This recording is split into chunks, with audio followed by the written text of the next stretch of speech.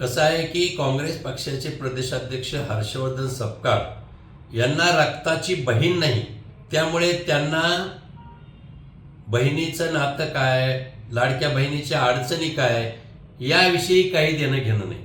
उठसूट आमच्या लाडक्या बहिणीला हप्ते का चालू केले, लाडक्या बहिणी योजना का आणली, आणि आता तर लाडक्या बहिणीचा हप्ताच देऊ नका म्हणून या महाभागाने निवडणूक आयोगाला पत्र दिलंय.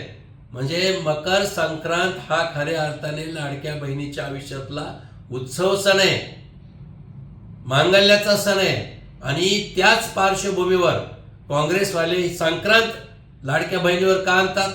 त्यांनी जे पत्र दिलंय की लाडक्या बहिणीचा हप्ता काढू नका, आचारसंहितेचा काय संबंध आहे? ही योजना तर पूर्वीच सरकारनं चालू केलेली. आणि म्हणून मला असं वाटतं की काँग्रेस पक्षाची विचारधारा या राज्यातील नव्हे तर देशाच्या महिलाविषयक क्रूर आहे, द्वेषाची आहे.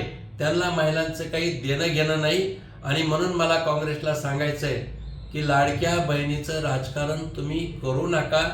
उठसूट निवडणूक आली की लाडकी बहीण लाडकी बहीण, लाडक्या बहिणीचा आशीर्वाद आमच्यासोबत आहे. फक्त तुम्ही संक्रांत उत्सवाच्या मुळावर तुम्ही लाडक्या बहिणीवर का, हा माझा सवाल आहे.